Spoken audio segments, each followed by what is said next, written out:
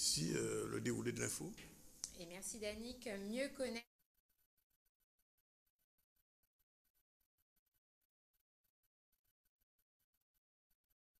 de Guadeloupe. La première rencontre s'est déroulée ce matin au WTC de Jarry. Et le 99e congrès des maires de France a ouvert ses portes aujourd'hui à Paris. En préambule de cet événement s'est déroulée hier la journée des élus ultramarins, véritable temps d'échange sur les problématiques spécifiques à nos régions. Et la CNGT a été bloquée ce matin à Petit-Canal. L'association Debout pour de l'eau en nous refuse de payer les factures d'eau exorbitantes alors que la distribution de l'eau est sans arrêt perturbée.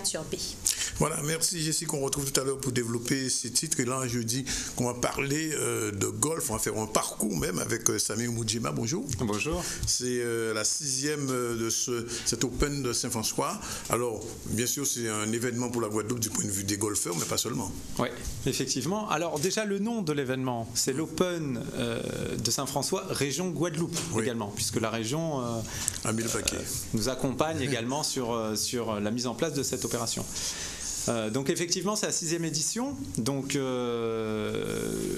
rappelle, donc c'est un tournoi, je rappelle un petit peu le format de l'événement. Donc c'est un tournoi international, professionnel, qui appartient à un circuit professionnel européen, donc au circuit Alps Tour.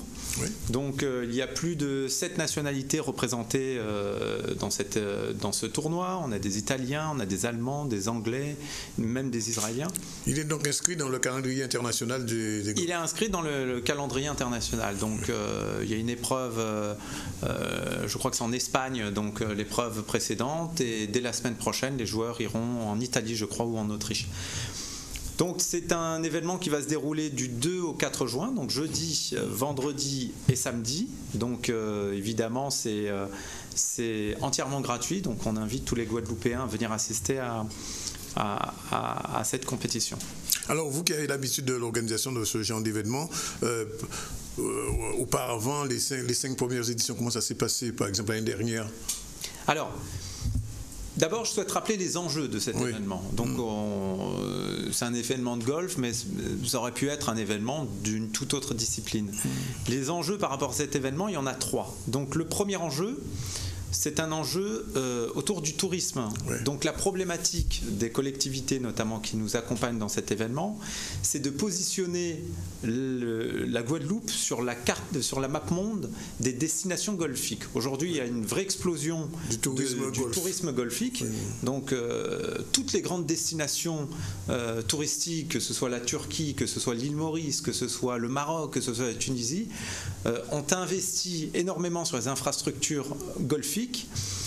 Et elles investissent également sur des grands événements golfiques, des tournois qui appartiennent au circuit européen notamment, pour positionner leur destination sur la map monde des endroits où il faut aller pour pratiquer le golf. Donc ça c'est un premier enjeu, donc l'enjeu du tourisme et finalement du développement économique. Le deuxième enjeu, c'est un enjeu sportif. Donc je rappelle que dès les prochaines Olympiades, le golf sera discipline olympique. Et je rappelle également qu'en 2018, la France va accueillir la Ryder Cup. Donc la Ryder Cup, c'est la Coupe du Monde du golf. Donc l'idée, c'est quoi? L'intérêt également d'installer un tournoi professionnel de golf en Guadeloupe, c'est de faire éclore des futurs talents guadeloupéens dans cette discipline du golf. Donc depuis 6 ans, on a un retour d'expérience puisqu'on a certains joueurs guadeloupéens à qui on avait attribué ce qu'on appelle des wildcards, c'est des invitations de jeu à participer à la compétition. Donc ce sont des joueurs qui, après 6 ans, ont intégré le circuit européen et sont finalement devenus des ambassadeurs à travers toute l'Europe, à travers tous les tournois auxquels ils participent. Ils sont devenus des ambassadeurs de la Guadeloupe. Alors, cette initiative et cette dynamique autour de la formation de futurs talents se concrétise même depuis l'année dernière par la mise en place, à travers un partenariat avec le CREPS, d'un centre d'entraînement régional pour justement former... Détecter des nouveaux talents. Exactement. Les détecter et surtout les accompagner à monter au plus haut niveau et faire de la région de Guadeloupe, qui est déjà une terre de champions sur plusieurs disciplines olympiques, pourquoi pas imaginer demain avoir également des joueurs guadeloupéens qui participent aux Olympiades. Alors, en tant qu'organisateur de ce genre d'événement, est-ce que vous avez le sentiment d'être bien compris de ce qu'on appelle entre guillemets les pouvoirs publics, les décideurs politiques, économiques? Alors, ça demande à chaque fois de la pédagogie, d'autant plus en alternance politique, il faut refaire le travail de pédagogie et d'explication. Il faut tout reprendre à zéro. Il y a d'autres enjeux, notamment ceux à quoi ils sont sensibles, c'est par exemple les retombées économiques directes. D'accord. Donc par exemple les retombées économiques directes, pendant une semaine, pendant 7 jours, on a 110, 120 joueurs professionnels plus l'organisation qui sont sur la commune de Saint-François. Ces gens-là dorment dans des chambres d'hôtel, ces gens-là consomment dans les restaurants. Donc on est en période creuse, donc c'est également une aubaine pour la région et notamment de Guadeloupe que d'avoir ces retombées économiques directes. Là, à l'heure actuelle, qu'est-ce qui manque à la Guadeloupe pour qu'elle soit une réelle destination golfique, comme la Barbade par exemple? Alors, aujourd'hui, donc, on a un premier équipement, donc c'est important. C'est un équipement d'ailleurs qu'il faut maintenir en niveau de qualité, donc c'est aussi ça l'intérêt de cet événement, c'est que tous les ans, un mois avant, on a une commission technique qui vient valider la qualité du parcours pour pouvoir accueillir l'événement. Donc ça, c'est un premier point. C'est qu'il faut maintenir un équipement de qualité. Il est à niveau, notre équipement? Il est à niveau. Aujourd'hui, il est à niveau, mais il nécessite tous les ans des efforts d'entretien. Ce qui manquerait aujourd'hui pour renforcer l'attractivité de la Guadeloupe comme destination golfique, c'est la construction d'un deuxième golf. Puisque les golfeurs, généralement, lorsqu'ils se rendent dans une destination, ce qu'ils aiment bien, c'est parcourir un golf, un deuxième golf. Tout à fait. La particularité du golf, par rapport au tennis, par exemple, c'est que le golf, il y a vraiment un levier d'attractivité touristique. Pourquoi? Chaque golf dans le monde est différent. Donc quand vous allez jouer dans le golfe de Saint-François, demain s'il y a un autre golfe en Guadeloupe, les parcours seront différents, l'expérience de jeu sera différente. C'est pas comme le tennis où vous allez jouer, que vous soyez en métropole, que vous soyez aux États-Unis, le cours de tennis est toujours le même et l'expérience de jeu est toujours la même. Donc c'est en ça que la particularité du golf fait que le développement d'équipements, c'est également un atout pour renforcer la force d'attractivité de la destination pour cette population qui est de plus en plus importante. Quand vous allez dans les salons du tourisme aujourd'hui, toutes les grandes destinations, qu'est-ce qu'elles mettent en avant? Elles mettent en avant, alors elles mettent plus en avant les plages, avoir de belles plages de sable blanc, j'ai envie de dire c'est des fondamentaux. Mais maintenant, allez voir à Marrakech, ils sont sur la construction de 10 golfs par exemple. Allez voir en Turquie, un nombre incalculable de golfs qui sont en construction. Mais alors, en dehors de l'aspect sportif, qu'est-ce que vous proposez autour de l'événement? Alors, nous, ce qu'on propose, je reviens sur l'aspect pédagogique. Donc, nous, cet événement, pour nous, maintenant, il fait partie du patrimoine de la Guadeloupe. Donc, on y adjoint des opérations pour favoriser le tourisme, mais on y adjoint aussi des opérations, notamment auprès des enfants. On invite les enfants des collèges et les enfants des écoles primaires, le jeudi notamment, à venir participer à des séances d'initiation. On leur remet aussi un diplôme. C'est pour essayer de proposer...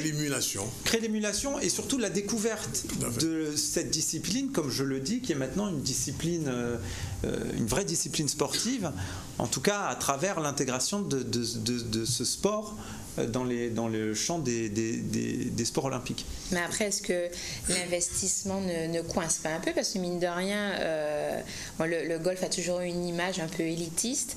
Ça demande un certain coût pour s'équiper, pour suivre les cours. Alors, le coût, effectivement, ça peut demander un certain coût. Mais la particularité de la Guadeloupe, et notamment du golfe de Saint-François, c'est que c'est un golfe municipal. Donc, contrairement à certains golfs fermés, notamment en métropole, qui exigent un droit de participation important, voire une cotisation annuelle qui est très importante, ici, on peut très bien imaginer que des collèges aillent pratiquer le golf sur ce parcours. On peut imaginer toute une série d'actions qui peuvent démocratiser la pratique de ce sport. D'autant plus que même dans les équipements, ce qui coûtait cher, c'est également les équipements. Aujourd'hui, vous avez des chaînes on peut citer Decathlon par exemple, qui proposent même maintenant des équipements très accessibles en termes de coûts. Après, vous pouvez également aller sur le golf. Il y a toujours du matériel qui sont prêts à mettre à disposition en prêt pour ceux qui n'ont éventuellement pas de ce matériel. D'accord. Donc, on comparait tout à l'heure un peu en off ce qui s'est passé au niveau du tennis avec la Coupe Davis et le golf, il y a quand même une grosse différence. Alors, la différence, effectivement, il y en a plusieurs. C'est que le tennis, comme je vous disais, le tourisme n'est pas un levier d'attractivité touristique. Après, allez voir dans les salons du tourisme. Aucune destination va vous dire regardez, vous pouvez jouer au tennis chez moi. On peut jouer au tennis partout. Et surtout, je reviens sur l'expérience. L'expérience est la même que vous jouiez au tennis en Guadeloupe, en Martinique, en métropole. En revanche, le golf, comme je l'indiquais tout à l'heure, chaque parcours de golf est unique. Donc chaque parcours de golf est dessiné par un architecte. Donc il y a des spécificités qui font que les joueurs vivent des expériences différentes. Non, mais la question je posais, c'est on a eu enfin dire un one shot comme on dit dans le langage sur le tennis, ce qui n'est pas le cas pour cet événement qui se pérennise en fait. Alors la Coupe Davis, effectivement, c'est un événement, on l'a fait une fois. Oui. Et après, on fera plus. C'est des coûts très importants. Mais je pense que dans la mémoire des Guadeloupéens, ça restera gravé que cette année qui a accueilli. C'est arrivé une fois. C'est arrivé une fois. On va sur la Lune. Il y a eu un événement, on en parlera peut-être dans 5 ans, peut-être dans 10 ans, peut-être. Dans un siècle. Voilà. Mais si on veut travailler les fondamentaux pour que ça bénéficie au territoire, il faut créer de la récurrence et il faut inscrire dans le temps les opérations, surtout les opérations événementielles. Quand vous regardez la route du Rhum, la Guadeloupe bénéficie de retombées importantes. Pourquoi ? Parce qu'il y a une récurrence. Tout à fait. Et surtout de l'audace par rapport à des élus qui inscrivent l'événement dans la durée. J'ai envie de dire, c'est un peu la même chose sur cette compétition de golf. On a Laurent Bernier, donc, qui est maire de la commune, qui a été le moteur de cette initiative, donc, et qui aujourd'hui a une vraie vision sur l'intérêt d'être équipé de cet outil qu'est le golf, et puis de l'intérêt également d'accueillir ce type d'événement. Mais je vais vous dire, on n'invente rien, c'est exactement ce qui se passe dans toutes les autres grandes destinations, c'est un modèle installé et qui a fait ses preuves. Et vous pensez en tant qu'organisateur que le golf au soleil c'est mieux que le golf en hiver? Alors, le golf au soleil c'est toujours mieux. Après, je ne vous cache pas qu'il n'est pas impossible que demain ou après-demain on ait des séquences de pluie. Mais après, ça fait partie. Bon, que ce serait pas mal parce qu'il y a une grève de l'eau. Ça fait partie du lot. En ce moment, je vais vous dire. Bernier va s'occuper de l'eau, j'imagine. Il n'y a plus d'eau dans les robinets, mais elle vient du ciel. Donc voilà, on va se contenter de l'eau qui vient du ciel. Les golfeurs, quand même, ils ont le temps de visiter le pays entre. Oui, les golfeurs sont arrivés avant. Donc pour certains d'entre eux, font de la découverte, font des opérations de découverte, ils vont à la plage, ils font des sports nautiques, ils essaient de profiter alors en fonction de la météo évidemment. Oui. Bon, pour l'instant elle est clémente, donc on va toucher du bois. Mais vous savez, c'est important. Je veux dire, tous ces éléments de décor sont importants. Pourquoi ? Parce que comme je vous le disais tout à l'heure, cet événement est diffusé à la télévision. Il est diffusé dans le monde entier. Il est diffusé chez vos confrères de Canal+, sur le canal événement. L'année prochaine, il sera sur Canal 10. Et l'année prochaine, on prend le pari. Il est diffusé en métropole sur Canal+, mais il est surtout diffusé dans le monde entier. Il est diffusé en Asie, il est diffusé au Moyen-Orient, il est diffusé à travers le réseau de Fox Sports. Et donc c'est très important. Pour la visibilité. L'image qu'on va donner de de la Guadeloupe à travers ce programme télé qui fait 52 minutes. Donc c'est pour ça que nous mettons également beaucoup de moyens dans la production télé pour faire en sorte que les gens aient envie de venir en Guadeloupe. Ouais. Dernière question, TV Events, ça va pour l'organisation? Ça prend pas trop de temps pour mettre en place Non, mais on a à chaque fois des surprises. Rodé sur le parcours. Tous les ans, on a une petite surprise. Cette année, c'est l'eau.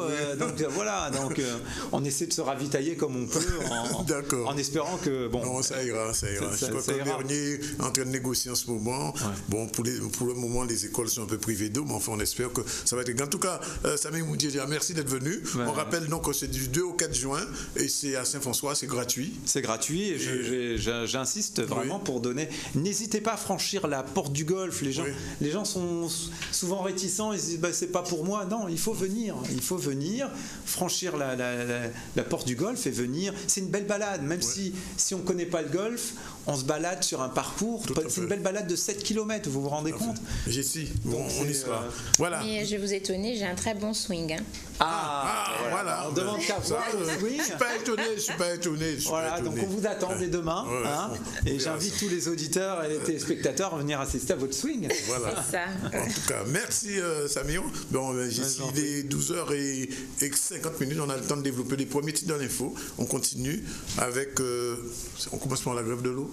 Non, on démarre avec les matinales de l'économie. D'accord. Voilà, donc la CCI de Guadeloupe organisait ce matin au WTC de Jarry une matinale donc, de l'économie sur le Fonds social européen. L'occasion pour les chefs d'entreprise de connaître l'ensemble des dispositifs d'aide pour mieux développer leurs compétences. Reportage Charlie Dagonia.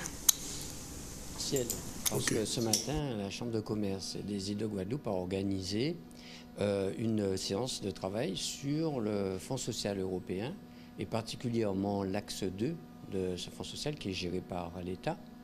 Et nous présentons les mesures qui sont contenues dans cet axe 2 pour accompagner la mutation économique des entreprises et particulièrement sur toutes les dispositions qui sont prises pour gérer la ressource humaine. Parce que, comme vous le savez, la ressource humaine, c'est la plus grande richesse de l'entreprise. C'est le savoir-faire, c'est l'expérience, c'est la connaissance des hommes qui composent l'entreprise et c'est tous ces ingrédients qui, rajoutés aux autres facteurs de production, qui créent la valeur dans l'entreprise. Et nous devons absolument, la Chambre de commerce des îles de Guadeloupe a estimé vraiment nécessaire, aux côtés de l'État, de faire connaître ces mesures qui sont nombreuses, et surtout ces mesures particulièrement qui concernent les entreprises représentent 43 millions d'euros. Je dis bien 43 millions d'euros. Ce sont des dispositifs puissants. Il y a 43 millions d'euros de crédits européens pour les chefs d'entreprise, pour les entreprises, pour les aider à développer leurs ressources humaines, faire face à des situations difficiles ou au contraire les accompagner dans des phases de croissance.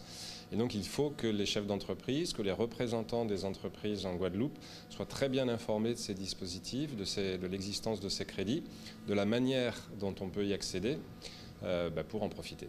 Il y a des nouveautés par rapport à la génération précédente de fonds européens, notamment désormais tout est dématérialisé, c'est-à-dire que le chef d'entreprise doit déposer son dossier sur Internet et le traitement se fait de manière dématérialisée.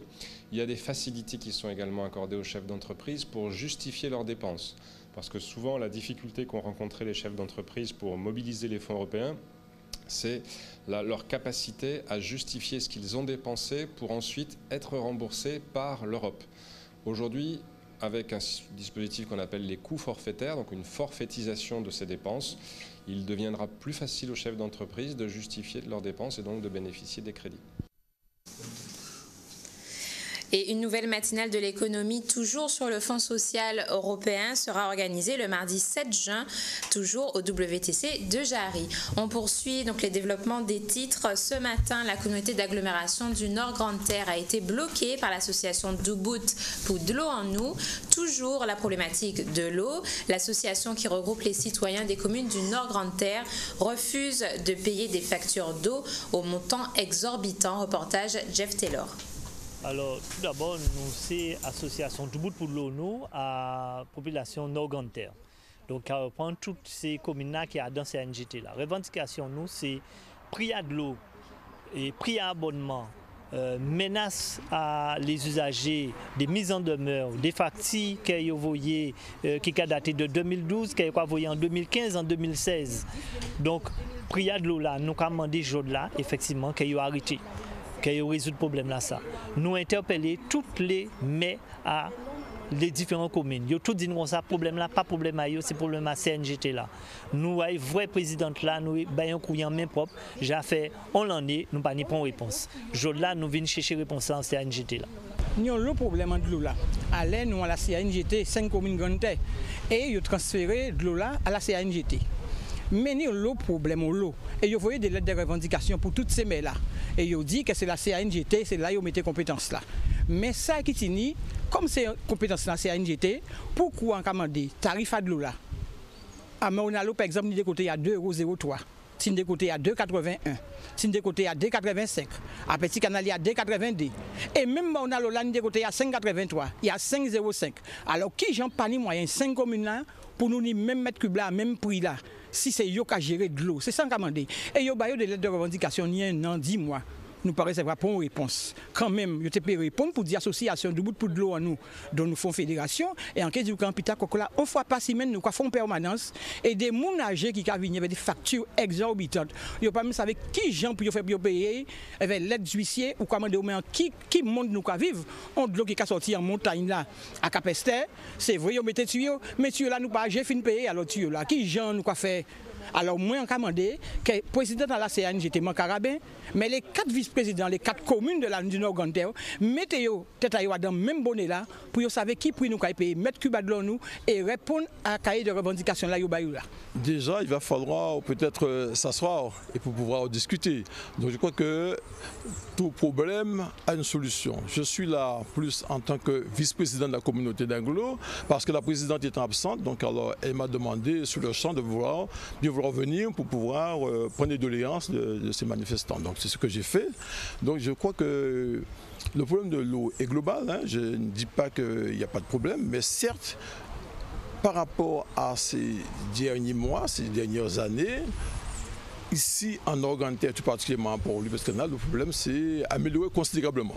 Cela dit, il existe effectivement quelques petits points sur lesquels, notamment j'ai entendu une dame parler de sa facture. Je crois que finalement, il va falloir avec le fermier voir ce qu'il en est. Je crois que c'est à partir d'une discussion autour d'une table qu'on va pouvoir régler ce problème. Et visiblement, ce n'est pas tellement la volonté de ceux d'en face. Donc alors, je pourrais dire, tiens, ce problème, je la connais, je la maîtrise. Donc alors, je suis tout à fait disposé à en discuter avec les protagonistes. Alors, voilà, il est exactement 13h57. On parlera tout à l'heure de Cannes, mais là, on revient au conflit social qui pèse d'ailleurs la Guadeloupe depuis quelques jours, l'objet de beaucoup de conflits sociaux à Capester. Et aujourd'hui, on va parler de Pointe-à-Pitre qui sera en grève illimitée à partir du jeudi 12. Bonjour, monsieur Varro. Bonjour, monsieur. Qu'est-ce qui se passe encore à Pointe-à-Pitre? Alors, c'est pas le jeudi 12, c'est le jeudi 2. Jeudi 2, pardon, jeudi 2 juin. 2 juin. Alors, qu'est-ce qui se passe encore à Pointe-à-Pitre? Alors, ce qui se passe au niveau de Pointe-à-Pitre, comme on l'a toujours dénoncé, on l'a toujours dit, c'est que on est un syndicat justement qui joue son rôle partenaire social justement afin de contrôler justement avoir un contre-pouvoir au niveau de cette collectivité de la ville de Pointe-à-Pitre. Le seul syndicat intègre et engagé alors que le SPCGN au niveau depuis l'arrivée du nouveau DGS de Pointe-à-Pitre, parce que notre actuel DGS joue au tout-puissant. Et son management, c'est quoi? C'est rappeler aux agents d'exécution et aux chefs d'équipe intermédiaires de leur obligation, tout en sachant que nous avons des droits, oui, certes, nous avons des devoirs, certes, mais nous avons des droits aussi. Et uniquement ça, obligation d'être présent sur le lieu de travail, mission ou pas. Donc, on se trouve des fois confronté à ça. Hein, je donne un exemple bien concret. Au niveau du garage de Louis VI, les agents sont là. Ça fait des années, ça fait 2 ans qu'ils sont là à ne rien faire. Ils sont payés par les contribuables. Pourquoi? Tout simplement parce qu'on ne veut pas réorganiser ce service, justement pour permettre de donner des missions et effectuer un service public convenable au niveau de cette collectivité. Donc, pour continuer, qu'est-ce qui se passe? On peut donc à tout prix empêcher le SPC La Pointe de jouer son rôle, parce que on dénonce les travers, les illégalités et faire respecter le droit et l'équité au niveau de cette collectivité. Cette répression se traduit, il y a une répression syndicale depuis l'arrivée de M. Dié, se traduit concrètement sous le terrain, au sein des services et aussi de plusieurs manières. Une question, M. Varou. Est-ce que cette grève, c'est seulement le SPC La Pointe ou bien l'ensemble des organisations syndicales? Première question. Et deuxième question, répondez rapidement parce qu'on va prendre la pause et on va se retrouver tout à l'heure. Est-ce que le SPC a la possibilité de bloquer tout seul pendant une grève illimitée? Alors, il faut savoir que nous sommes majoritaires au niveau de Pointe-à-Pitre. Les autres organisations syndicales, ils sont là, mais ils ne représentent pas la majorité. Non, ils ne représentent pas le personnel, parce que je ne vais pas trop polémiquer là-dessus, mais sincèrement, on est des représentants du personnel. On est là pour représenter le personnel. On n'est pas là en tant que syndicaliste, ou on est là en tant que représentant du personnel. Et en tant que représentant du personnel, il y a des revendications. Depuis tantôt, on a signé des protocoles d'accord, des relevés de décision avec l'autorité territoriale qui n'a toujours pas appliqué. Donc des protocoles depuis 2010, depuis 2011, 2012, 2013, 2014, 2015. Donc vous imaginez des protocoles qu'on a déjà signés et de voir qu'ils ne sont toujours pas appliqués. Donc au jour d'aujourd'hui, on ne peut pas accepter que l'autorité territoriale, que le maire en l'occurrence, ne respecte pas les protocoles et sa signature à travers ces documents. On prend juste une pause publicitaire et on se retrouve tout à l'heure pour conclure cet entretien. Je rappelle que nous recevons M. Mario Varou, qui est le secrétaire général du syndicat du personnel de la collectivité La Pointe. Et contrairement à ce que j'ai dit tout à l'heure, ce n'est pas le 12, mais le 2 juin, à partir donc après-demain, Pointe-à-Pitre sera en grève. En tout cas, la mairie de Pointe-à-Pitre sera en grève et il y a un cahier de revendications, puisqu'il y a à peu près d'une dizaine de points. On a déjà évoqué certains. On se retrouve tout à l'heure après la pub.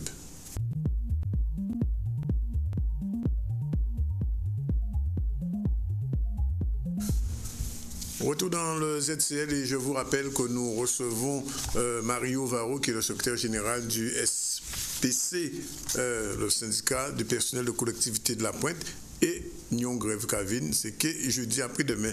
Alors Mario Varou, le climat de la discussion entre syndicats et responsables de la mairie, comment est le climat en ce moment? Est-ce que des rencontres sont prévues? Parce que quand il y a l'annonce d'une grève, vous avez un cahier de revendication qui est assez long. Est-ce que déjà on a pris contact avec vous pour essayer de cadrer un peu ce qui va se passer? Alors, il faut savoir que oui, on nous a envoyé un courrier pour une rencontre, mais dans ce courrier, à notre grande surprise, nous constatons que c'est le directeur de cabinet qui nous écrit et qui nous dit qu'ils sont ouverts au dialogue et de voir que qu'on nous propose une rencontre à partir de 18h. Donc 18h aujourd'hui? Non, depuis à partir de lundi. Oui. Et justement à 18h, donc nous disons que nous voulons bien être dans le dialogue social, mais par contre on a la matinée, on a la journée pour pouvoir le faire, donc nous proposons que ça se passe dans la journée. Oui. Et pourquoi 18h? Donc nous avons fait un courrier de réponse justement pour dire qu'effectivement que nous sommes dans le dialogue, mais par contre aussi nous avons demandé un certain nombre de documents et que jusqu'à ce jour on n'a pas ces documents en notre possession. Donc comme le prévoit la loi, la loi nous dit qu'on a droit à des documents qui sont communicables. Et pour preuve, je vais vous donner un exemple bien concret. c'est que dernièrement, nous avions demandé au maire depuis le 14 janvier des documents concernant justement tout ce qui concerne l'organisation du travail, c'est-à-dire en l'occurrence l'organigramme. Deuxième chose, on lui a demandé de nous fournir les délibérations octroyant le régime indemnitaire aux agents, mais aussi aux agents qui exercent des emplois fonctionnels, tout et tout, et aussi la nomination de monsieur Dié en tant que DGS, et aussi la tenue des copies de la CAP. Donc, par rapport à ça, il ne nous a jamais répondu. Force est de constater qu'il a fallu qu'on intervienne au niveau des institutions, c'est-à-dire la CADA, la commission d'accès aux documents administratifs, qui justement a pris le dossier en main et qui a exigé au maire de nous fournir ces documents dans les 10 jours. Donc c'est bien pour vous montrer encore une fois que nous utilisons toutes les armes qu'il faut au niveau de l'institution, et notamment dernièrement aussi, on a saisi le préfet sur le transfert de compétences et environnement et cadre de vie. Là aussi, le préfet nous a donné totalement raison, et c'est des courriers que j'ai en ma possession qui montrent bien qu'on utilise les règles statutaires que prévoit la loi. Dans le cadre légal. Le cadre légal, tout à fait. J'ai une question peut-être. Oui, alors dans vos revendications, vous parlez de harcèlement du personnel. De quoi s'agit-il exactement? Alors, il faut savoir que depuis l'arrivée du nouveau DGS, au niveau de Pointe-à-Pitre, par exemple, il va sur les unités de travail, et là, il dit aux agents, il invective les agents en disant que oui, est-ce que c'est à cette heure-ci que vous prenez le travail, vous devez fournir un travail, vous devez faire votre travail, moi je ne vais pas vous payer. Enfin, c'est des intimidations, c'est des propos qui n'ont pas lieu d'être, parce que normalement, en tant que DGS, on doit rester à sa place en tant que manager, et ce qu'il doit faire, il doit obligatoirement passer par le N+1, N+2, c'est-à-dire le supérieur hiérarchique direct, au lieu d'aller voir les agents. Alors, M. Barou, avant de vous quitter, c'est important parce que les gens qui vous regardent et qui nous regardent en ce moment se demandent, les gens les points 3, qu'est-ce qui sera ouvert ou fermé pour eux, pour leurs enfants, jeudi, jour de début de cette grève illimitée? Alors, je profite de votre antenne pour justement passer une annonce en disant aux parents, que ce soit dans les écoles, dans les crèches, au niveau de toutes les personnes qui veulent remplir des formalités administratives, que Pointe-à-Pitre est en grève, que la mairie, en fait, la mairie. Les services seront en grève, et que rien ne va fonctionner jeudi, de façon pour qu'on puisse régler une bonne des écoles, par exemple. La caisse des écoles, parce que nous, alors la caisse des écoles, c'est une entité qui est complètement à part, c'est un établissement public que justement nous siégeons pas au niveau de la caisse des écoles, mais par contre au niveau du CICAS, de la mairie, nous siégeons donc automatiquement toutes les bibliothèques, les garages aussi, les garages, que ce soit Miquel, Loricisque, tout sera bloqué de façon pour faire le maire respecter les protocoles d'accord que nous avons déjà signés et les relevés de décision que nous avons déjà actés. Alors une dernière chose, le maire, d'après ce qu'on sait, tout le monde le sait, il se trouve en ce moment à Paris au congrès des maires. Ça veut dire qu'il n'y a pas de rencontre prévue avant jeudi ni même vendredi. Alors, je ne peux pas dire que, pour le moment, je ne peux pas faire de supputation. On attend pour voir. Peut-être un adjoint. Peut-être qu'il va rentrer aussi. Peut-être qu'il va rentrer avant l'heure. Pour le moment, nous n'avons pas encore d'informations ou de réponses par rapport concrètement à cela. Donc, juste pour rappeler un petit peu les revendications, très vite, rapidement, c'est la revalorisation du régime indemnitaire, augmentation de l'IAT, de l'IEMP, de l'IFTS, conformément aux derniers arrêtés qu'il avait pris. Tenue de la CAP de 2015, il faut savoir que la CAP, c'est la commission administrative paritaire qui justement statue sur tout ce qui est avancement de grade, promotion interne, et aussi les avancements d'échelon, tout ce qui concerne la carrière des agents. Il faut savoir que les textes disent qu'il faut obligatoirement tenir cette CAP le premier trimestre de l'année. Aussi l'attribution de l'ANBI, de la nouvelle bonification indiciaire, parce qu'il faut savoir que Prêt-à-Péter passe en ZSP. Obtention de chèque déjeuner, il faut savoir aussi qu'on est la seule collectivité à ne pas bénéficier de chèque déjeuner. Or, ça fait partie de l'action sociale, la mise en place du comité des œuvres sociales, fonctionnement du CHSCT, le comité d'hygiène et de sécurité de conditions de travail, psychologue, médecine préventive. Tout ça, ce ne sont pas respectés au niveau de Pointe-à-Pitre. Les assistants de prévention, la dotation matérielle et organisation du service environnement, organisation et fonctionnement du garage de l'OICIS, comme je l'ai dit tout à l'heure là, réglementation de l'utilisation des véhicules de service. Il faut savoir qu'à Pointe-à-Pitre, les véhicules de service sont des véhicules de fonction. Or, c'est interdit par la loi. Vous voyez les chefs de service qui utilisent ces véhicules-là pour aller à leur domicile, qui ont ce véhicule-là 24 heures sur 24, et que c'est des frais qui sont engendrés aussi pour la collectivité. Donc, c'est les contribuables Pointe 3 qui payent tout cela. Donc, il y a aussi le fonctionnement du service administratif au niveau du CCAS.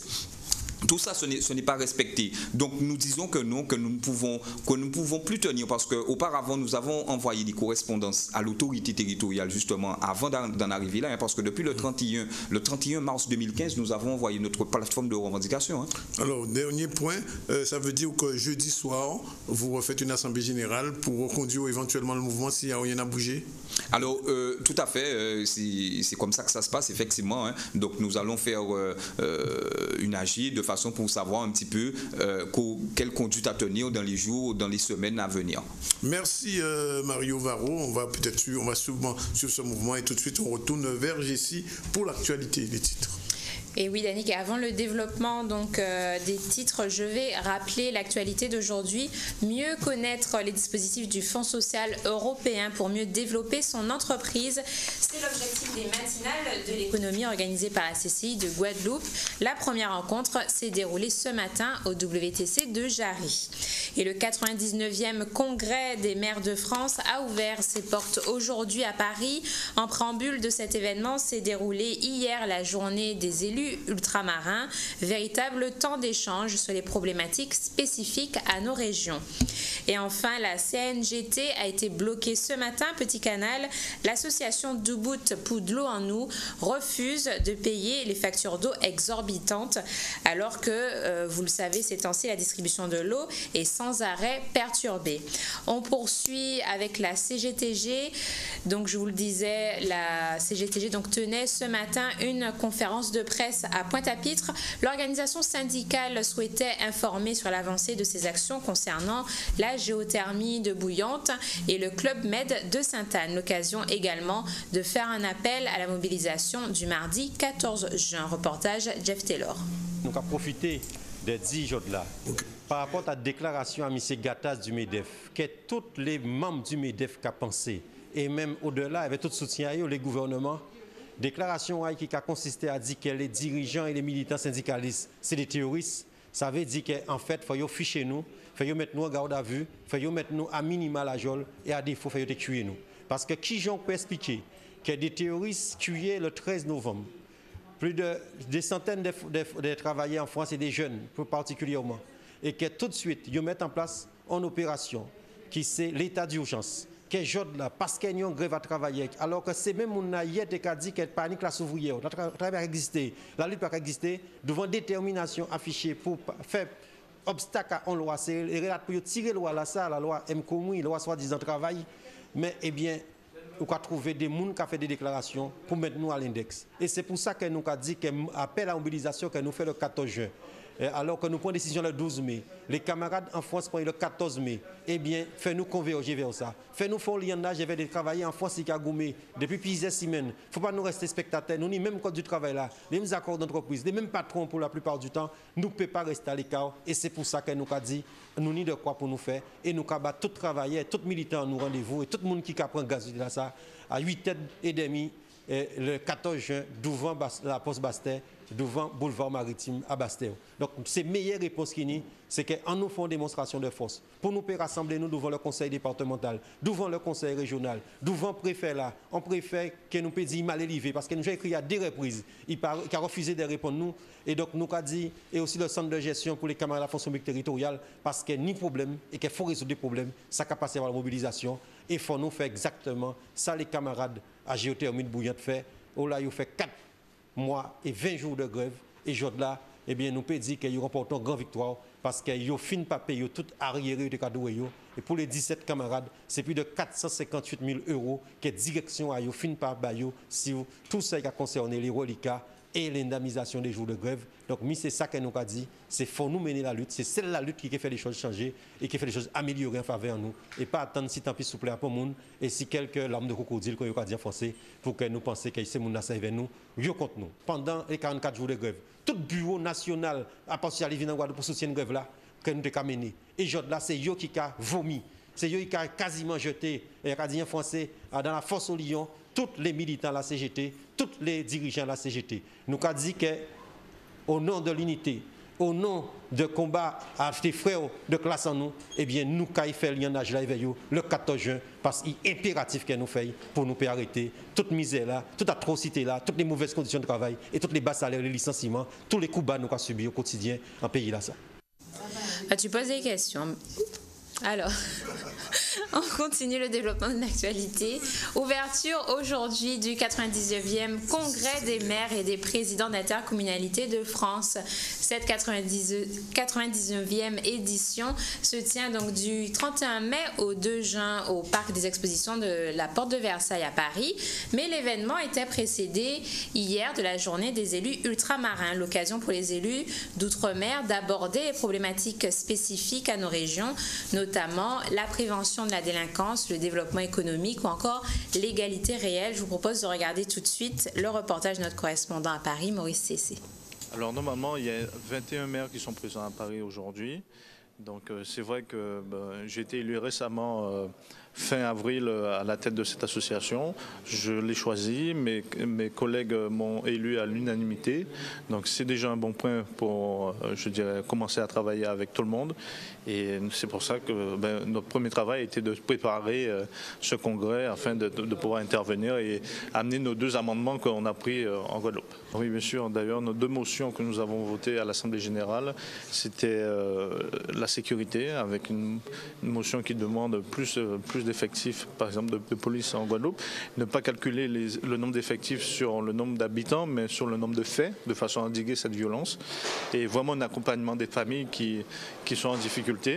Et aussi la deuxième, c'est la motion sur les dotations globales de fonctionnement qui ne cesse de baisser chaque année, où on a de plus en plus de mal à faire nos missions parce qu'on a de plus en plus de délégations de l'État, mais on a de moins en moins de dotations. Nous sommes 2 fois pénalisés. Donc je pense qu'il est temps qu'on puisse, redresser la barre et qu'on puisse avoir des moyens pour travailler. Mais oui, mais je suis président de région et les dotations aussi concernent la région et le département. Et ce n'est pas d'aujourd'hui, comme je l'ai dit à plusieurs reprises ici même, depuis très longtemps.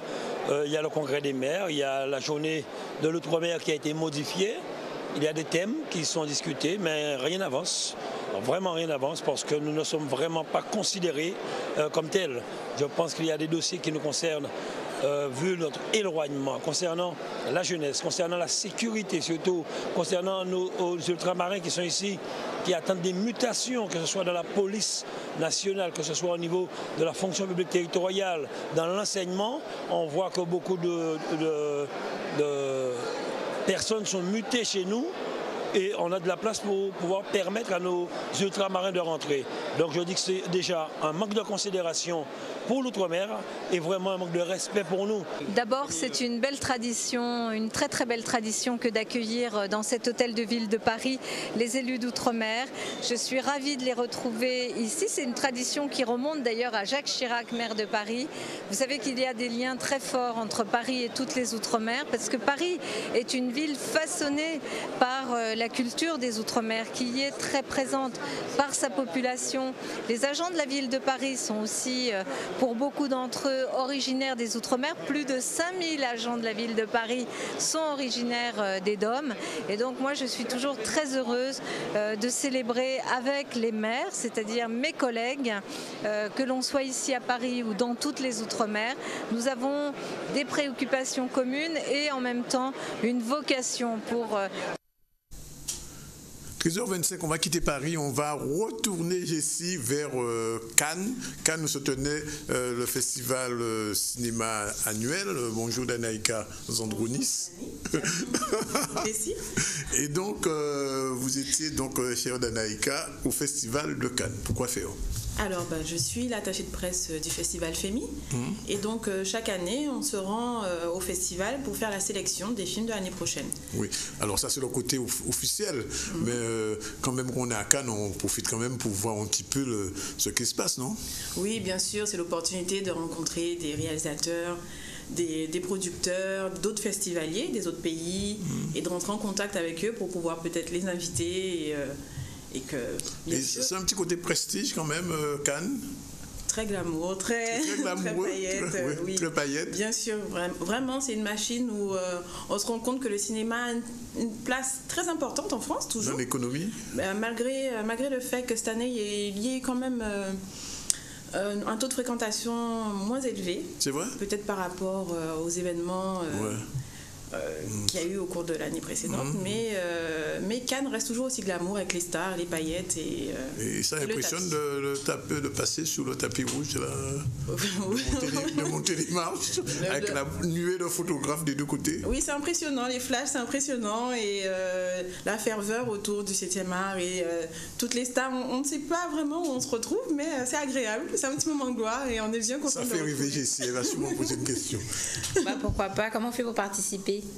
En tant que journaliste, vous pouvez avoir vos accréditations pour participer au festival. Dani, l'année prochaine, on y va. Mais non, on y va l'année prochaine. Je demande des invitations que je puisse être à Cannes. On ira. C'est clair, on ira faire un tour à Cannes. D'être accrédité, vous êtes les journalistes, vous serez les bienvenus. C'est vrai, j'ai été accrédité une fois, mais je ne suis pas allé, je ne sais pas pourquoi. Mais ça viendra. Maintenant qu'on a Danaïka là, on n'aura pas de difficulté pour suivre une accréditation. Je pourrais même découvrir. Donc, sinon, l'actualité du FEMI continue tout au long de l'année. Parce que... il y a un FEMI Paris, je crois, c'est ça? Voilà, le FEMI Paris aura lieu entre le 5 et le 7 octobre à l'auditorium de l'Hôtel de Ville de Paris. Quelle différence entre le FEMI Paris et le FEMI Guada? Le FEMI Paris, en fait, c'est vraiment pour... la promotion des films des Outre-mer, de nos réalisateurs producteurs d'Outre-mer, comment expliquer? Il n'y a pas beaucoup de visibilité dans les salles, en fait, encore en France. Donc, c'est l'opportunité de montrer qu'on existe et de faire connaître le FEMI de la Guadeloupe en France. Le FEMI, mais les films aussi, surtout les films pour qu'ils soient peut-être achetés et qu'il y ait une plus large diffusion dans les autres. Alors, c'est les mêmes films qui sont passés ici, qui repassent là-bas? Comment ça se passe? Oui, alors pour le FEMI Paris, c'est les films qui ont gagné justement lors de la compétition de cette année repasseront pendant cette semaine et voilà, donc tout le monde est convié à participer. Et le vrai FEMI, le prochain FEMI, parce que je rappelle quand même que Georges Bridan, le président de la commission culture du Conseil général, disait qu'il avait dit ici même qu'il coupait les subventions du FEMI. Est-ce que le FEMI va survivre? Le FEMI, quoi qu'il arrive, aura lieu. Peut-être que les subventions seront réduites, mais il faut savoir qu'on peut faire aussi appel à d'autres organismes privés. Donc le FEMI aura lieu. Donc la 23e édition est déjà lancée avec pour thématique, justement, on met en avant le cinéma des Antilles et de la Guyane. Et donc pour les autres sections, il y aura un focus sur la Colombie. Donc quoi qu'il arrive, il y aura du FEMI. Il y aura du FEMI. C'est à quel mois le FEMI? Le FEMI, donc je peux déjà le lancer. Ce sera pour janvier 2017 et avec pas mal de surprises, mais je peux pas encore en dire. Il y a encore du suspense? Oui, il y a encore du suspense. Comme d'habitude, la dernière question, c'est toujours Jessie alors. C'est pas vrai. Mais enfin, c'est pas grave, je vais quand même la poser. L'ouverture se fera toujours au Ciné-Théâtre du Lamentin? Ça aussi, il faut qu'on puisse en débattre pour pouvoir accueillir peut-être plus de monde. parce que le ciné-théâtre il est souvent trop petit. Est peut-être trop petit, mais il y a des choses qui... Techniquement, il n'est pas toujours au point, on va dire ça comme ça. On va dire ça comme ça, mais on fait toujours le meilleur pour que tout le monde soit satisfait. D'accord. Bon, rendez-vous pour prochain FEMI, il est exactement 13h30. Elle a bientôt mis son timing, la petite Danaïka. Merci beaucoup, Danick.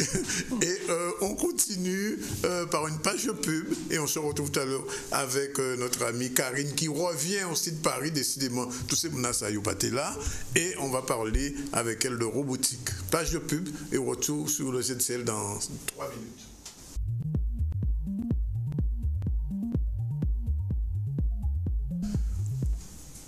– 13h37 et on est très content de revoir notre amie Karine qui avait disparu des écrans radars et des écrans du ZCL depuis quelques semaines. Elle était partie loin du pays, mais enfin elle est revenue. Karine, bonjour. Bonjour Denis. Ça s'est bien passé? Bonjour. C'était très bien. La foire de Paris? Oui. Oui, très bien. La foire de Paris, on a eu beaucoup de succès. C'est à refaire? À refaire chaque année. Et puis on va rebondir aussi sur d'autres foires. Pas qu'à Paris. Bien sûr. Alors, Karine revient avec sa chronique habituelle d'innovation. Et aujourd'hui, on va parler du salon InnoRobot. Oui. Point d'interrogation.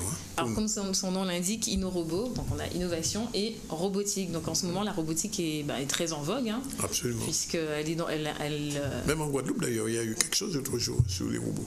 J'étais pas là, je sais pas. Non, la semaine dernière. La semaine dernière. Ouais. Donc on voit bien que la robotique intègre de plus en plus notre quotidien. Donc là, le salon InnoRobot en est à sa 6e édition, quand même. C'est plus de 200 exposants. Et donc c'était l'occasion de se renseigner sur les nouvelles tendances en matière de robots, forcément, de drones et d'exosquelettes aussi. Donc on a aussi des nouveautés là-dessus. Alors, ce que j'y trouve intéressant au niveau de ce salon, c'est la mise en place des états généraux de la robotique. Voilà, donc c'est-à-dire que le secteur a pris de l'importance, il y a des états généraux de la robotique. Oui, le secteur est en plein boom. Et donc le ministère de l'économie a donc de l'industrie et du numérique, ainsi que le CIMOP. Donc le CIMOP, c'est le syndicat des machines et technologies de production. Et donc c'est une organisation professionnelle qui regroupe 270 entreprises, donc de la TPI, très petite industrie, au groupe international. Donc le secteur représente aujourd'hui 2 milliards d'euros. C'est bien, ça pèse. Et 16 500 salariés. Ouais. C'est énorme. Voilà. Industrie de pointe. Exactement. Donc là, aujourd'hui, il y a eu des tables rondes avec une remise de documents pour continuer de réfléchir à l'avenir de ce secteur, qui, je pense, qui est un secteur d'avenir, clairement. Donc, quelles ont été les innovations phares? Je ne sais pas si vous avez entendu parler du robot Paper. On voit à l'image. Oui, j'ai entendu parler, mais je ne l'ai pas entendu parler. Il n'y avait pas Buddy aussi. Il y avait Buddy aussi. C'est le même, en fait. Ils ont à peu près les mêmes fonctions. Ouais, c'est son frère. Pardon? C'est son frère. C'est son frère concurrent. Ouais. Son frère concurrent. Et donc, Paper a été fabriqué par une société française, franco-japonaise, qui s'appelle SoftBank Robotics. Voilà. Il faut savoir que Paper est déjà utilisé depuis 2 ans au Japon, et donc il est utilisé pour divertir les enfants, pour surveiller la maison aussi.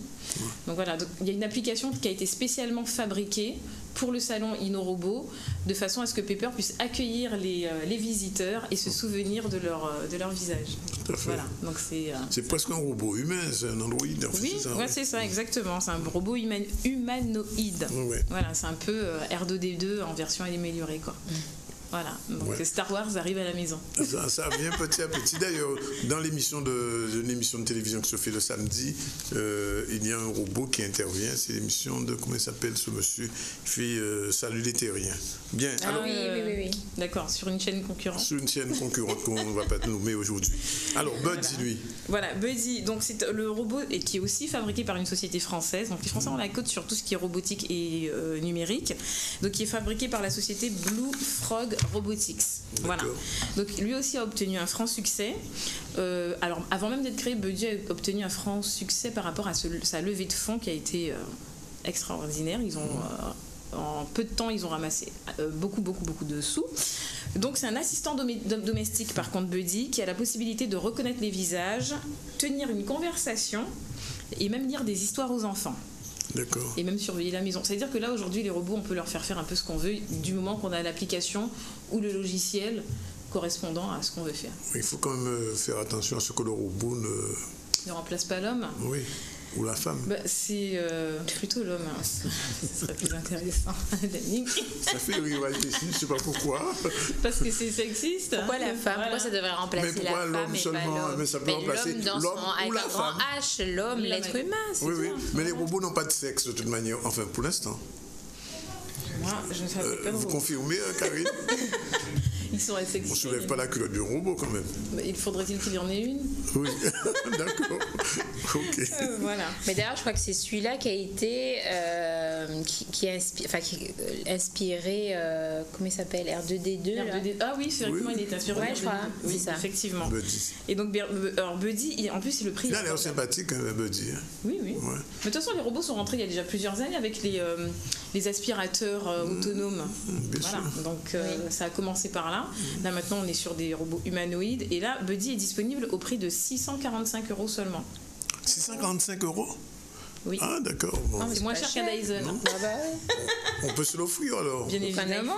Dans le ZCL, un petit robot Buddy. Qu'est-ce qu'il pourrait nous faire, Buddy, si on l'avait ici en ZCL? On pourrait faire le Danic, par exemple. On pourrait faire le Danic. Ou la Jessie. Pardon? Ou la Jessie. Non, parce que c'est que pour les hommes. C'est plus comique. Non, mais on a dit qu'on c'est que pour les hommes. C'est que on remplace les hommes. D'accord, on note. Alors, on avait aussi en innovation phare l'INBI, donc, qui a été créé toujours par une start-up française. Franchement, en France, on est mondialement reconnu pour nos compétences concernant le numérique. Donc, la start-up s'appelle Cyberdroid. Et donc, l'INBI est un robot toujours humanoïde. Alors, par contre, là, dans le domaine du médical. Voilà. Ouais. Donc, il a été pensé pour évoluer dans les hôpitaux ou à domicile et pour porter assistance aux personnes malades. Donc, à terme, le robot sera capable de servir le repas aux patients. Ouais. Donc là, effectivement... Non, mais on voit l'évolution un peu. Non, c'est vrai, le robot remplace l'homme, mais alors ça veut dire qu'on va dans une société de chômage. Pas forcément, il ne faut pas voir... forcément, il y a déjà un manque de main-d'œuvre avec des personnes qui n'ont pas spécialement envie de se former dans ces métiers-là aussi. Les métiers de service comme la restauration, il manque des serveurs. Oui. Personne ne va aller faire serveur, donc on mettra des robots. Le service à la personne. Des robots qui vous donneront plus de piment, de sel. Mais il saura doser, parce que dans son application, il aura un algorithme qui lui permettra de doser le sel et le poivre. J'ai entendu ici, un algorithme qui permettra de doser le sel. Bien, alors, Annie Walker. Alors, Annie Walker, donc cette start-up a été nommée meilleure start-up de l'année en Russie. Et donc, l'avantage de ce robot, c'est qu'il repose sur un châssis bipède. Et donc, qui permet au robot de ne jamais tomber. Donc, voilà. Donc, c'est un robot qui a une stabilité imparable. Le robot ne tombe jamais. Donc, c'est un robot qu'on peut utiliser dans des situations extrêmes, finalement. Voilà. Donc, on peut aussi citer comme innovation technologique les exosquelettes. Alors, les exosquelettes servent à augmenter les capacités humaines. Donc, je prends l'exemple des personnes en fauteuil roulant qui ont des difficultés à se déplacer. Donc, à ce moment-là, les exosquelettes permettront aux personnes en fauteuil roulant de pouvoir marcher à nouveau, par exemple. Ok, voilà. Bien. Alors, ah oui, et une dernière chose, les prothèses de main robotisées. Voilà. On a perdu l'usage humain. On a été amputé d'un bras ou d'une main. Oui. Maintenant, on fait des prothèses robotisées, un peu comme Robocop, avec une application à l'intérieur. Et aujourd'hui, quelqu'un qui a été amputé du bras peut avoir l'usage de la main robotique. Voilà. Je rappelle quand même, si vous avez vu, déjà Terminator, c'était... à l'époque, c'était déjà ça. C'était déjà un robot. Hein, c'était déjà dans les années 80. Hein. Et il faut dire, alors les prothèses de main robotisées sont aussi... Alors là, ils ont mis à l'honneur une société britannique qui s'appelle Open Bionics, mais il faut aussi savoir qu'il y a des sociétés en France qui fabriquent ce type de matériel. Bien. Juste une dernière chose. Merci. J'en profite pour dédier la chronique d'aujourd'hui à Eddy. Il saura pourquoi. À qui? Eddy. Voilà. Bien, c'est un robot. D'accord. Merci. Il est 13h45. Eddy le robot. On vous a dédié cela. Et on termine le journal avec Jessie. Il y a encore des choses. Alors, mais avant, je voudrais dire que les écoles de Petit-Bourg, je viens de recevoir un tweet me disant, je vais vous dire exactement ce qui se passe à Petit-Bourg, d'après le maire. les conditions d'hygiène suite au conflit bien sûr du SIAG entraînent des perturbations dans la distribution de l'eau dans la ville de Petit-Bourg. Le maire informe les parents d'élèves que les conditions de nettoyage et d'hygiène ne pourront pas être assurées ce jour dans certains établissements scolaires, ne pourront pas accueillir les enfants dans de bonnes conditions. En conséquence, les écoles maternelles Maïeko Massina et maternelle Albertine Mignard sont fermées jusqu'à nouvel ordre. Les écoles Robert Fréty de Daubin et Fribert Frissin à Blonde recevront les écoles jusqu'à ce jour, jusqu'au service de restauration. Il est donc demandé aux parents de récupérer leurs enfants après la cantine. Et je crois, à Bimao, ça va être pareil aussi. Et un peu dans toute la circonscription, les écoles qui dépendent du SIAG sont aujourd'hui dans une situation particulièrement difficile. On continue le journal avec Jessie. On va terminer les 13h47. Et la CGSS et la CCI sont maintenant partenaires pour accompagner les TPE dans leur démarche de prévention des risques professionnels. Les deux institutions tenaient à Pointe-à-Pitre une conférence de presse pour présenter leur offre de services et signer une convention de partenariat, une convention qui leur permettra de mieux sensibiliser les entreprises du secteur hôtellerie-restauration aux risques professionnels. 1 680 000, c'est le nombre de journées de travail perdues chaque année au niveau national à cause des accidents de travail et maladies professionnelles. Reportage Maxime Morel. Aujourd'hui, nous signons une convention avec la CCI, surtout dans le secteur de la restauration, tout simplement pour informer la profession des risques professionnels, puisque vous savez, à la Caisse générale de sécurité sociale, donc nous avons la direction des risques professionnels, et nous signons donc avec l'ensemble des professions, et aujourd'hui donc avec la restauration, la CCI, cette convention justement pour sensibiliser ces personnes, donc ces restaurateurs, aux risques professionnels. Et également de leur dire que nous avons des moyens qui sont mis à leur disposition justement pour les aider à mettre à niveau leurs infrastructures en matière de risques professionnels. Donc nous avons des sommes à leur allouer. Par contre, il y a une difficulté, c'est que pour avoir ces sommes, il faut quand même être à jour de ces cotisations. Donc nous conseillons donc à ces entreprises de faire un moratoire de manière à pouvoir avoir donc ces investissements, profiter de ces investissements, parce que nous regrettons quand même que l'ensemble de ces investissements ne soient pas épuisés, alors qu'il y a un besoin important justement de mettre à niveau des infrastructures. C'est une manière de concrétiser par écrit un travail que nous avons commencé depuis 2014, accentué en 2015, et nous avons voulu le concrétiser par une signature de convention entre la Chambre de commerce et la Caisse de sécurité sociale, de façon à ce que nous puissions main dans la main bien expliquer à nos TPE, et notamment celles de la restauration traditionnelles, comment elles peuvent améliorer les conditions de travail pour risquer moins d'accidents du travail et permettre justement, parce que vous savez, l'accident du travail, il agit sur les deux, sur l'accidenté, malheureusement, c'est lui le premier concerné, mais également sur l'entreprise qui, en perdant un employé qualifié, devant le remplacer comme ça au pied levé, a aussi une grosse perte à la clé, et puis cela coûte beaucoup d'argent à la Caisse de sécurité sociale, etc. Donc on a chacun intérêt à ce que nos ressortissants soient bien informés, et c'est ce que nous avons essayé de faire par cette conférence de presse, en les invitant à y venir, mais c'est vrai que c'est pas facile. Ce sont des gens qui ont le nez dans le guidon, qui ont les déjeuners du midi, les dîners du soir, mais enfin, nous essaierons à travers vous, justement les médias, de bien leur faire comprendre qu'il y a des aides pour leur permettre de se mettre en conformité, et que ces aides sont données par la Caisse de sécurité sociale, puisque en aidant à améliorer un matériel qui n'est plus bon, en achetant un autre ou en l'améliorant, en aidant à faire quelques petits travaux d'amélioration, la Caisse fait aussi des économies, puisqu'elle évite un accident qui lui coûterait très cher. Il vaut mieux prévenir que guérir, c'est exactement le bon mot.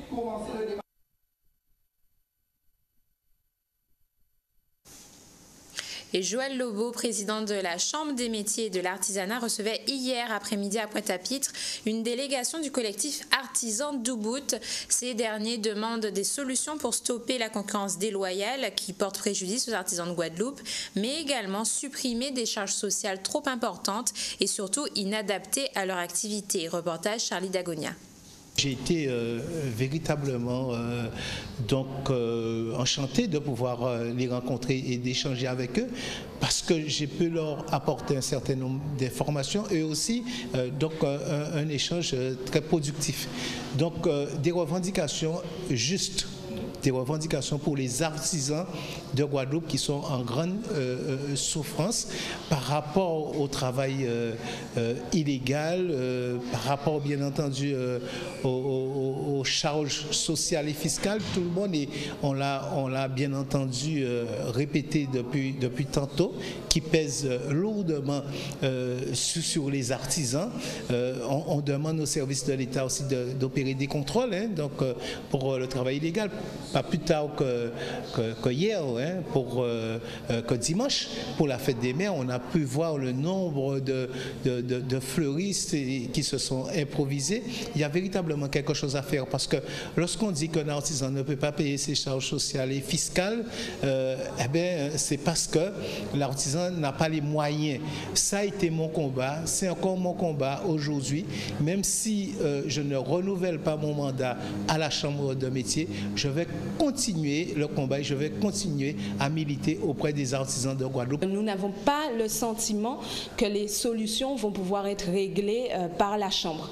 Donc nous continuons nos démarches, notre rassemblement, notre sensibilisation aussi aux problèmes de l'artisanat en Guadeloupe, en espérant que maximum d'artisans viendront nous rejoindre, puisque ces problèmes que nous rencontrons, ce sont les problèmes que tous les artisans de Guadeloupe rencontrent, notamment la concurrence déloyale, des charges trop lourdes, des charges sociales beaucoup trop lourdes, le sentiment d'être pris à la gorge par le RSI, des frais d'huissier non justifiés que nous devons payer, qui sont mandatés par l'URSSAF.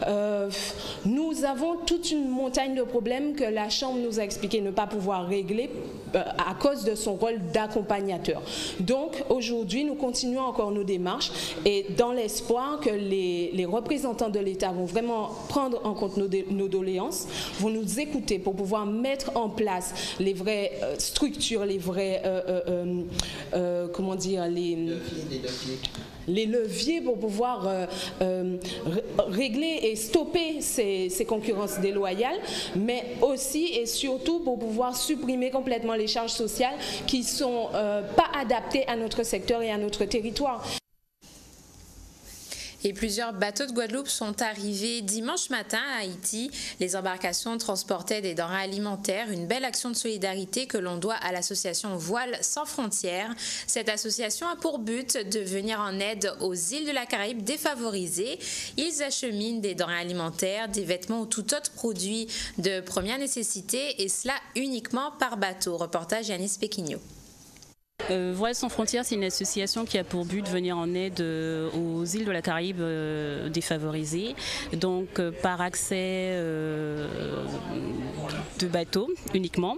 Donc nous recherchons principalement des voiliers, des gens qui seraient partants, faits pour partir, acheminer tout ce que nous pourrions avoir, donc denrées alimentaires, vêtements, fournitures scolaires, sur ces îles en fait inaccessibles uniquement par la mer, par voilier. Donc nous avons depuis 2013 plusieurs bateaux qui sont partis sur Haïti déjà. Nous avons au mois de janvier, au mois d'avril, 2 bateaux qui sont partis et qui ont ramené tout ce qui était denrées alimentaires, fournitures scolaires et des vêtements aussi. Avant tout, et avant de commencer à parler de l'opération, comment elle a été menée, vers qui elle a été menée et ce que nous avons apporté aux enfants d'Haïti, nous devons remercier les sponsors, car sans eux, rien n'aurait été possible. Ce sont eux les véritables héros de cette opération. Ce sont des gens extraordinaires qui ont su ramener leurs entreprises, leur foi, leur personnel, adhérer à cette magnifique aventure de Voiles sans frontières. Donc nous remercions toute l'équipe de Voiles sans frontières, remercie nos partenaires aujourd'hui présents qui nous ont aidés jusqu'aujourd'hui dans toutes nos missions. Espérons que l'année prochaine ils seront encore là pour nous et que certainement à la fin d'année, si nous avons un bateau, mais qui répondront présents à notre demande. Il ne s'agit pas d'un acte de charité, mais avant tout un acte de justice, justice sociale, justice réelle envers un peuple qui a beaucoup souffert depuis son indépendance, et on sait très bien le prix qu'il a dû payer. Et c'est vraiment un acte de solidarité et de justice du peuple guadeloupéen vers le peuple d'Haïti. Voilà, il est pratiquement 13h55. On va vous rappeler simplement que jeudi, Pointe-à-Pitre sera en grève, en tout cas la mairie de Pointe-à-Pitre, les collectivités de Pointe-à-Pitre, et qu'à cause de la grève du SIAG, certaines écoles de Bémao sont encore fermées, ainsi que celles de Petit-Bourg. On vous a donné l'information. Sinon, on se retrouve demain avec Jessie, et surtout demain soir, journée spéciale pour les chroniqueurs de Canal 10. On aura l'occasion d'en reparler probablement jeudi dans le journal de 13h. Voilà, réalisation Yann avec le retour de Karine. Nous payons laisser vous partir. Et non, vous payez vous partir pour côté. Pourquoi? Vous goûtez là. Ah. Vous êtes là, vous goûtez. On pas compte pour l'en bas pied bois pour mon bas. Nous comme Marie-Pierre. Bien, voilà. On se quitte. Bon appétit si vous êtes encore à table, Jessie. On se retrouve demain. À demain, Danick. Demain midi. Demain midi et demi. Oui, et plus si affinité. Voilà.